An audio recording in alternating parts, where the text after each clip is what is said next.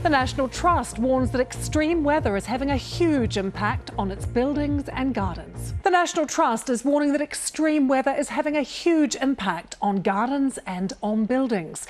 In its annual review, it says the erratic weather is also affecting wildlife and historic woodlands. Here's our climate editor, Justin Rollett. More than 30 mature trees came down as Storm Dara ripped through Bodnant Gardens in North Wales earlier this month. This place has one of the UK's best collections of trees. A big stand of Douglas fir up here, and they've all just come down one by one like dominoes. It comes just 2 years after Storm Arwen, which caused even more damage. How old? We're seeing storms like this far more frequently. It seems they're more severe and they come more close together as well. We used to call them once-in-a-generational storms. So the garden team who have worked here for many years remember similar sort of storms back in the 80s. And then these two, Arwen and Dara, so close together, 3 years apart, has really sort of knocked us sideways. And it isn't just storms that are reshaping the National Trust's estates. Warm and wet, that is the hallmark of 2024's weather here in the UK. And it's another year that has seen a blurring between the seasons. So the transitions in temperature and weather between, say, winter and spring and summer have become less pronounced, says the National Trust. We're seeing this kind of moderate kind of homogenisation of what used to be much more distinct seasonal patterns. But we're also seeing really strained weather patterns. For example, we had snow a few weeks ago, followed by days of kind of balmy weather in kind of the low kind of teens. And if you're an animal going into hibernation, this causes chaos to your kind of natural rhythms.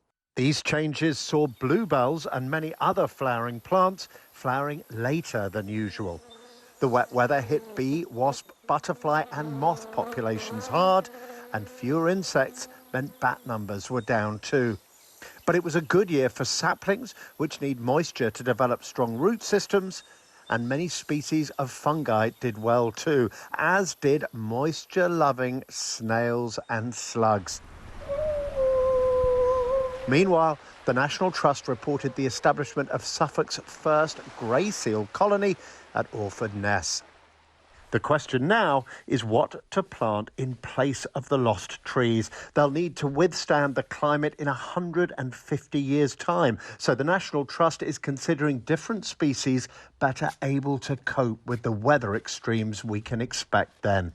Justin Rollett, BBC News, North Wales. 2024 was bookended by storms which hit large parts of the UK and, according to the National Trust, has boosted some of Britain's landscapes but negatively impact our wildlife.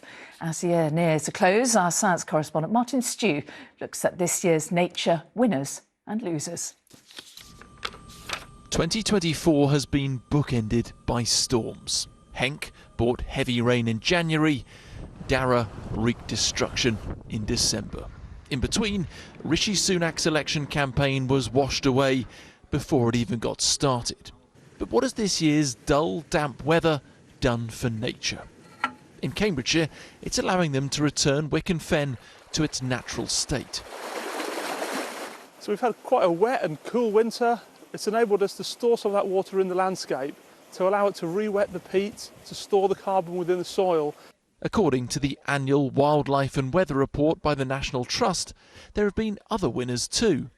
At Orford Ness, Suffolk's first ever colony of grey seals was established. The waters around the British Isles are now home to 40% of the world's population. Puffins on Farne Island have weathered the bird flu storm, and where they've been given a home, the numbers of small mammals and raptors have soared. Baby barn owls born in nests.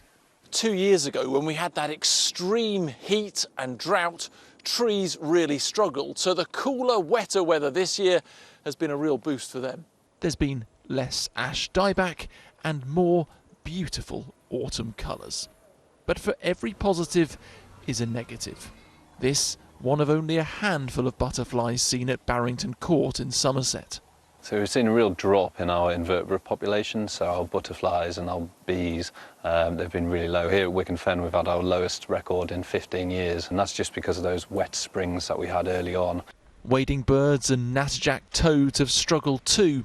Nationally, nature is still in decline. 1 in 6 species are threatened in the UK. When you've got such a poor baseline, any changes in climate, any changes in weather can be catastrophic for species. One creature which has enjoyed this year is the humble slug, a success story I suspect gardeners didn't celebrate. Martin Stew, ITV News.